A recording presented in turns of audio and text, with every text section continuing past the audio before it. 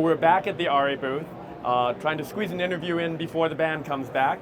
I'm here with Art Adams and an absolute king's ransom of lenses here. But to ARRI, even more valuable than the lenses is Art. He is, in many ways, arguably the face of ARRI Color Science, and that's kind of what I'd love to talk to you about. Okay. Color science is one of those things that we're talking about constantly, and I don't think we always really fully understand. So do you want to maybe, can you put that in a nutshell, how we should be thinking about color science? Wow, that's a big question. I mean, I can talk a little bit about how we do it. It's interesting, if you look at a lot of different companies, you can see the roots of their look in their background. So, for example, if they come out of broadcast, they usually have all the legacy broadcast controls in there, even if you don't really need them anymore. And maybe there's a very different look, and it's a little hard to quantify. And it can be very beautiful, but it's different from what we've done because we came from film scanners. So right. Everything we know is from looking at emulsion and celluloid, and we don't try to make a digital film stock or like a specific film stock. We tried to distill the essence of what film does. And there's a lot of research behind film and why film looks good. And we've drawn on that. I think, we've just taken our inspiration from film. So we have a very different look, a very different idea of how the workflow should happen. Yeah. And it's a deep institutional knowledge that's required to even emulate that.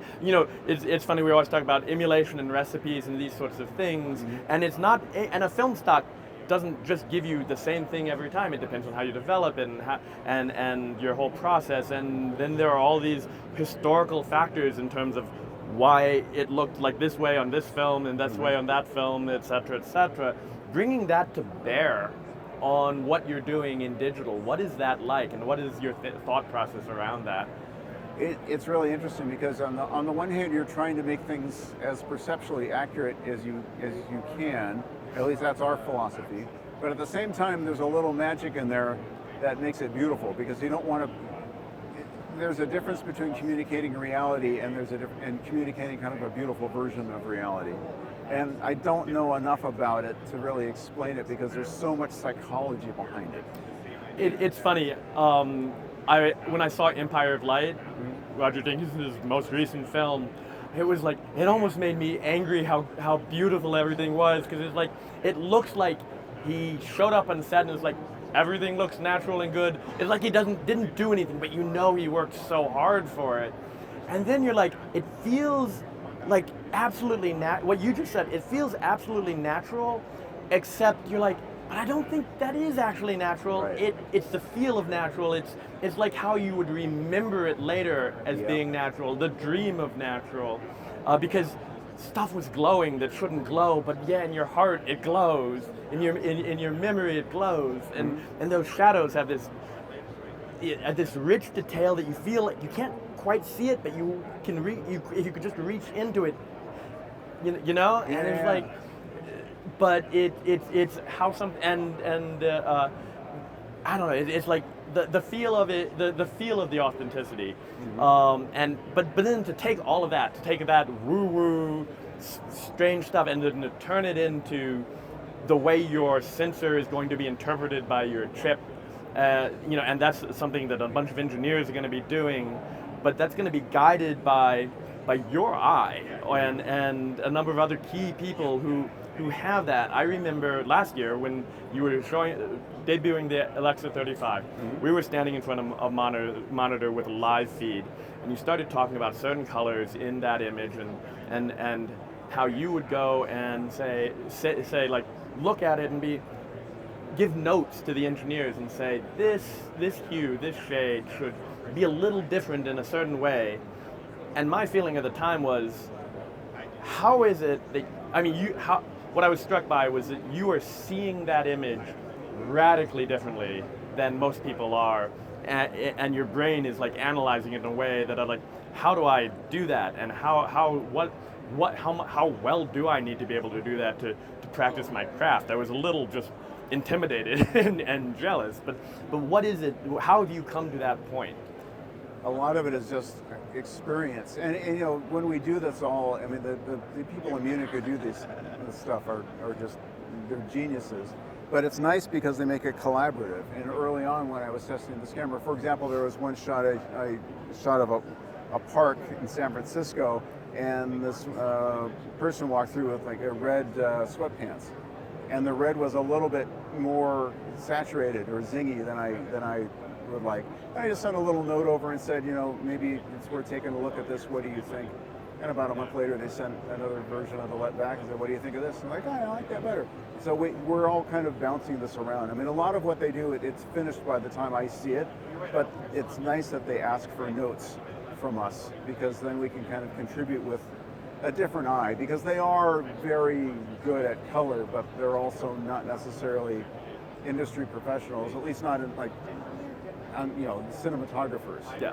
So they seek a lot of feedback. And it's funny, one thing you mentioned reminded me of a lighting analogy. So if I've got a situation where there's very strong light coming from one direction, the thing that a lot of people will do instinctually, or that they're taught, is you put a bounce card over here to get it back, or to fill in the shadows.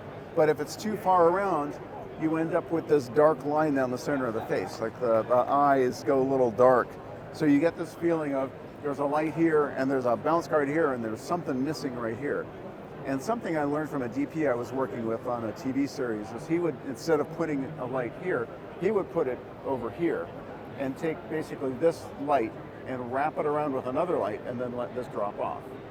Now, that's not the way it would really work, but it looks great and it looks real. But it's a little trick that almost never happens in nature.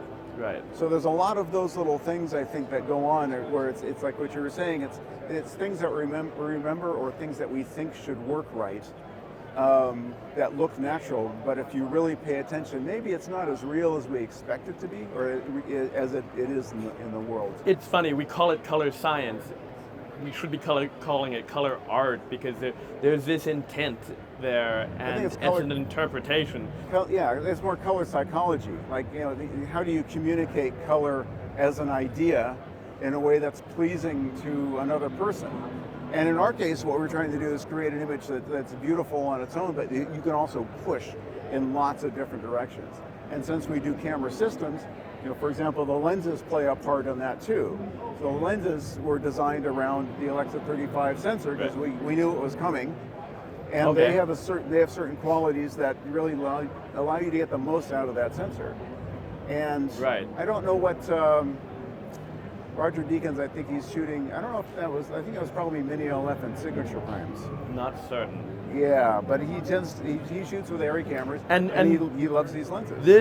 You've made the choice to, because of the way who your customers are, to really provide a neutral, very clean image. You know, but it's funny. People say that because they think that's who we are. But if you look at this, we actually had to go to a completely new contractor to make these, because we don't design or manufacture the lens because we're not big enough to do that. But we designed the look. And the look that we wanted for these is so different that we had to go to a company that had never made cinema lenses before, because they didn't fight us. Other companies are saying you don't make a cinema lens this way. This is so interesting. Now I feel like I need to walk back a thing I said when I was talking about lenses and characters. I was like, you'll never get fired for choosing ARRIs. And I was like, but maybe you'll never get be called a genius for choosing ARRIs either, because it's it's a really easy choice to make. Well, but maybe I'm wrong. Maybe there is a lot of. Well, in the case of Roger Deakins, you know, he takes ARRI cameras and ARRI lenses, and he makes so many different movies, so many different looks out of them. And that's one of the things that we try to do, is empower people to start with a beautiful image, but then you can push it anywhere you want. So neutral is the wrong word. It's more flexible might be a better. I think that's a much better word, because they're not really neutral lenses. If you look at them, the color is very accurate, but they're also a little bit warm. They pop skin very nicely. At the point of focus, they capture every detail. But there's one DP who described it really well. He said it's like looking through a beautiful lens, or no, looking through a beautiful window, which I think is a great description, because they do feel very real. Because in the past we were looking more at film and what film required, and now we're looking at HDR and what's going to be relevant in 20 years, and that's where these lenses are focused. It's a very realistic image. I mean, not necessarily, but that's the hardest thing to do, is to create a really beautiful, realistic image. You can always carve things away, and you can do that in color correction. You can do that with these filters. You're starting with everything you want, everything you can get, and then pulling things out of it to create the look that you want. Yeah. And that's really what all this stuff is based around, like not locking people in, not being super clean, but at the same time delivering the best image we can give you, so then you can make it into what you want it to be. And that's hard, and that's what I've discovered working for this company is that's what we do, is we go for the hard stuff.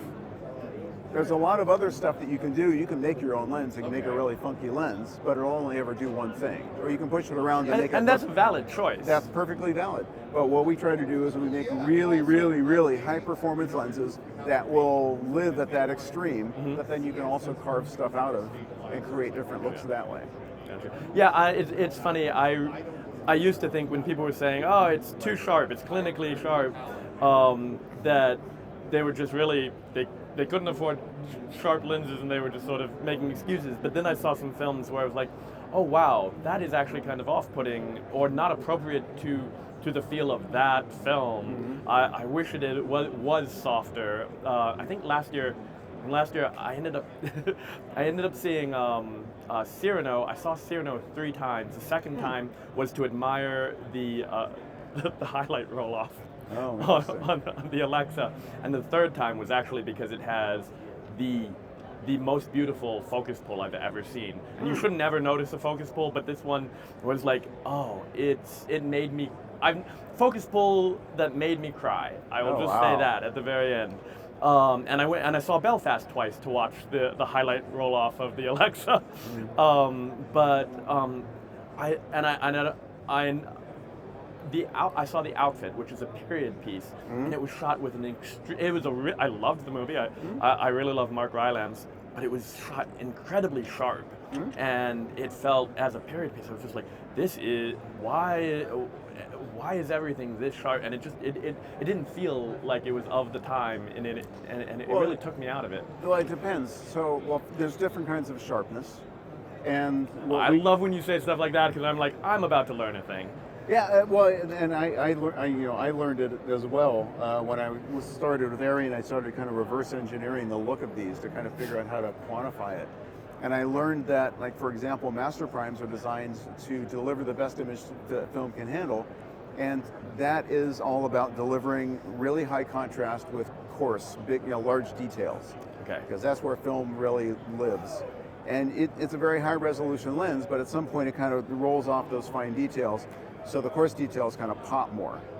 So that's why some people say, oh, maybe master primes feel a little crispy. Although it's interesting, if you open them up to, you shoot wide open on them, you actually get a little softness to them, which is why that's what a lot of people in TV are doing now, because they're really good lenses and wide open, they're just take the edge off just a little bit. And this is one of those things, is learning what your lens can do in different setups, and what you can do with your lens by adjusting, making choices with your lens. And I guess creating a lens that gives you those sorts of choices, but then you still have to master that.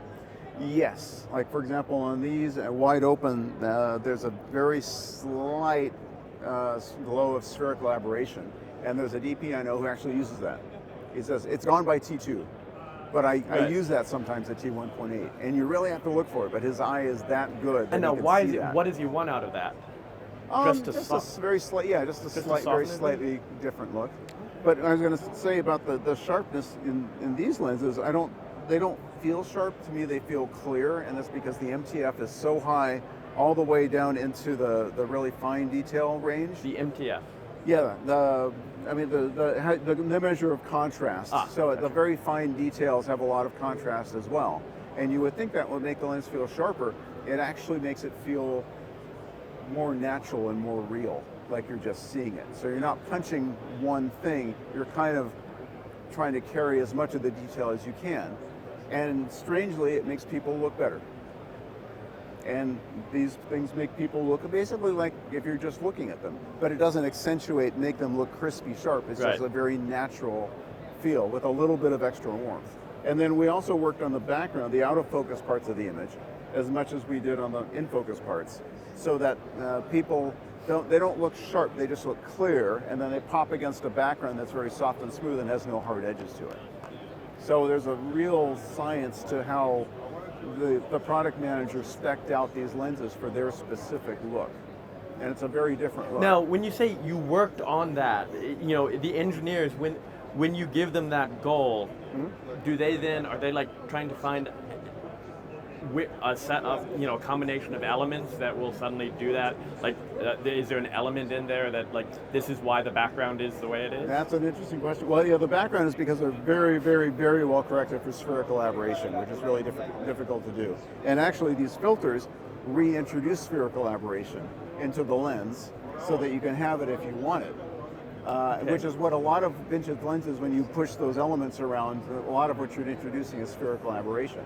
So we can actually do that on the back of the lens because the lens is designed, it's so high performance, you can throw it off in a way just by putting an extra piece of glass in. But yeah, the way they describe it to me is that the lens is not completely free of aberrations because you can't do that yet, or you can do it, but it'll be a really big, expensive lens. Yeah. It's more about you're balancing the aberrations in a way that you find pleasing. In the same way that, you know, color science, when you push colors around, you want accuracy, but you also mix in a little bit of something else to make it less, it looks real, but it doesn't look dull or lifeless or clinical or just exactly like reality. Yeah. And I think sometimes what people don't realize, that they think there should just be a perfect color science, but you're taking raw data from a sensor that doesn't really know that it's even looking at light, and you have to make decisions about how to interpret it and put it back together as an image. Raw isn't anything until you do something with it. Right. And there's so many things you can do with it, so many different things.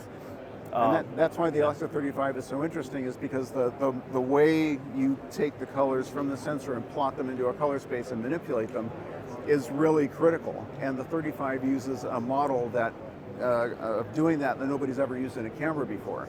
And perceptually, it's the most accurate thing I've ever seen. At NAB2023. I think the band is about to come on, so thank you so much for joining us.